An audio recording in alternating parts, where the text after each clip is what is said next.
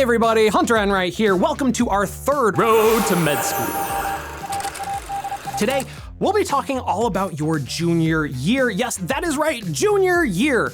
The year where you realize that we're halfway through college, but we still have no idea what we're doing. But don't worry, we're gonna be going over some invaluable advice on how to not only survive, but thrive in your third year on the road to med school. All right, now with that wonderfully inspirational intro out of the way, I have something to admit to all of you. Junior year is where things really start to take off. You're gonna be busier than ever, and it'll be easy to get overwhelmed in all the madness, so buckle up, hunker down, let's get down to business. I think I can do business with you very nice. First up, an old friend, our GPA. Geez, Hunter, you talked about maintaining a strong GPA in the sophomore video and the freshman video, and now we're here. Oh geez, what are we doing? Well, yeah, it's important, okay? Look, your GPA is always going to be a critical factor in determining whether you'll be accepted into medical school or not. Keep that overall GPA up and be sure to excel in your science classes. And come on, now is where all of your science classes really start to get interesting anyway, so this should be no big deal, right? Well, that's difficult to say.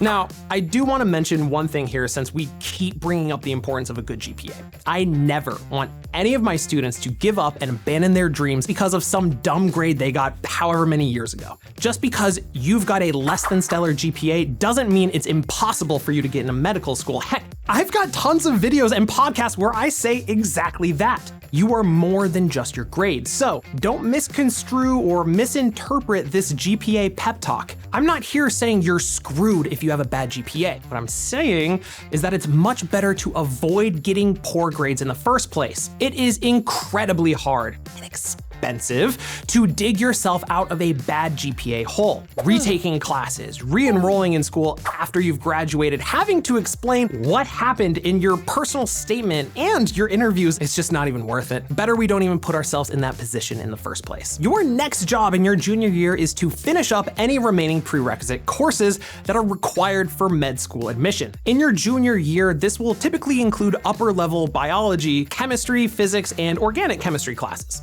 Truth be told, this is the best to-do task of the entire video for two reasons. Number one, your science classes get much more interesting. Vertebrae zoology, bio 300 something, represent 2 dissections every week, so much squishy science, it was awesome. Number two, these upper level classes represent a good chunk of the content that you'll encounter on the MCAT. That means you get to feed 2 birds with 1 seed. Not only will studying for these classes and doing well in them help your GPA, but it'll directly help your MCAT prep as well. You'll be a smash. Speaking of which, junior year is typically when most students will start preparing for the MCAT. The MCAT, or the Medical College Admissions Test, is a 7.5-hour long exam, testing you on biology, biochemistry, general chemistry, organic chemistry, physics, psychology, sociology, as well as testing your critical analysis and reasoning skills. It's a monster of an exam, unlike anything that you've probably seen before in your undergraduate career. The exam itself is passage-based, meaning that for the majority of the exam, you'll have to read several paragraphs of information and then answer a set of questions about the passage that you just read. This switch up in exam style can throw a lot of us for a loop, so be sure you familiarize yourself with the format of the exam before deciding to jump in blind. Keep in mind that everyone's a little different, so study styles, strategies, and even timelines can and should be subject to change depending on what you need. That being said, the AAMC themselves, that's the people who make the test, recommend about 250 hours of active study time to adequately prepare for the MCAT. Usually that's split up over 3 to 6 months. Please do not try to cram for this test in a month. You're gonna have a bad time. Conversely, don't spend 9, 10, 11, 12 months or even more studying for this test. At a certain point, it's diminishing returns on your time prepping. Plus, that's way too much MCAT in your life. Nobody wants that. Okay, so we've gone through all of the number crunchy side of things, right? GPAs and MCATs are measurable and concrete, but there are so many more invisible things that you can be doing to set yourself up for success in your junior year. Things like start securing some strong letters of recommendation. You're required to submit several letters of recommendation with your med school application. Now's the time to get buddy-buddy with professors, advisors, or mentors so that you can get those letters when you need them. By the way, you don't have to act like some undercover agent or something like that and be like, letters? of rec? Pff, never heard of it. No, I just want to be your best friend, Professor So-and-so. I don't understand. Don't do that. Okay, that's weird. They know the game, all right? They know you're gonna want a letter down the road, and that's fine. Besides, you're not fooling anyone anyways. Think of it this way. When you show up to office hours and have a chat with your professors, or if you reach out to them outside of class and ask for advice or help, it's giving them things to talk about in your letter of rec. Sure, there's some professors that have copy-paste templates that are generic and they get used over and over and over again, but that doesn't really make a great case for you in the eyes of the admissions committee. Set yourself apart and your letter writers will have nothing but excellent things to say about you.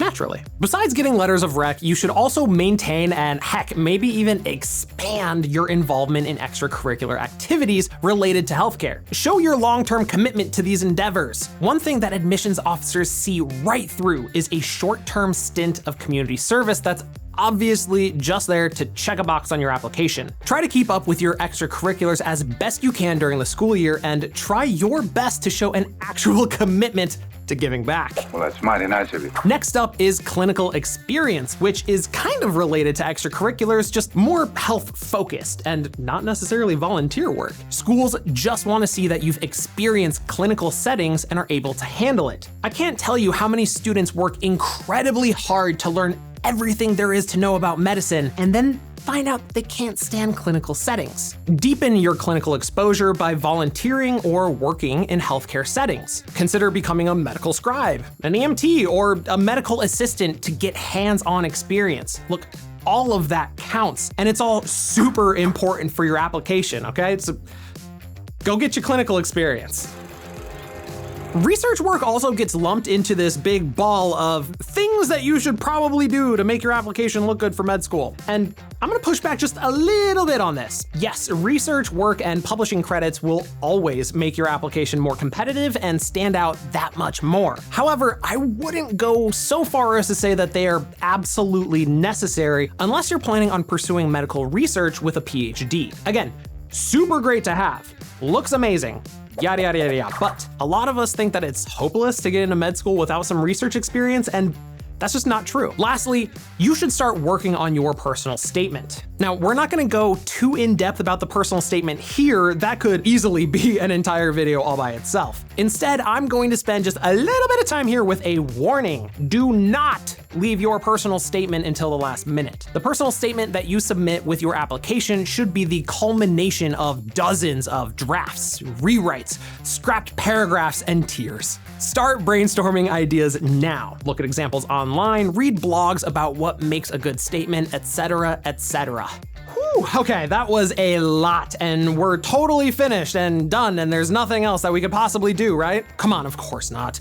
There's plenty of things that you could be doing right now that will make your road to med school a breeze, even if they don't directly impact your application. Here is a super quick list of things to have in the back of your mind for your junior year. Plan a school list and take into consideration certain factors such as location, curriculum, and mission when creating your med school list. This is also when you can check out the average MCAT score of each school and start to figure out what your goal score should be. Look up common interview questions and start thinking about how you'd answer them. Finalize your summer plans. Look, use your summer break before senior year to gain additional clinical experience, participate in research, or take on healthcare related internships or jobs. Continue building your network within the medical and pre-medical community. Connect with mentors, alumni, and healthcare professionals who can offer guidance and support. Attend seminars, conferences, or webinars related to medicine when you're able to. Be mentally prepared for the challenges and uncertainties of the application process. Develop strategies now to cope with stress and setbacks. And lastly, don't forget to maintain a work-life balance. Now, don't laugh, okay? I know what you're thinking. Balance, what's that? Who needs hobbies and relaxation when you can spend every waking moment stressing about how to become a doctor? And look, I get it. Just realize that despite how logical we think we are, at the end of the day, we're still human, okay? Burnout and mental health are very important and need to be considered and managed while prepping for the MCAT. Think about that, fellas. And there you have it. Now, I'm gonna be honest with you. Your junior year in college is among one of the more difficult times as an undergrad. Your classes get tougher, your schedule gets even more full, and now you're expected to start taking on extra responsibilities like volunteering or the MCAT. And if we're not careful, it's easy to get overwhelmed. Hopefully this video sheds some light on everything you need to set yourself up for success on the road to med school. If you found this video helpful, don't forget to hit that like button, subscribe for more content, and ring the notification bell so you never miss an update. Until next time, keep studying hard, keep chasing your dream of becoming a medical professional.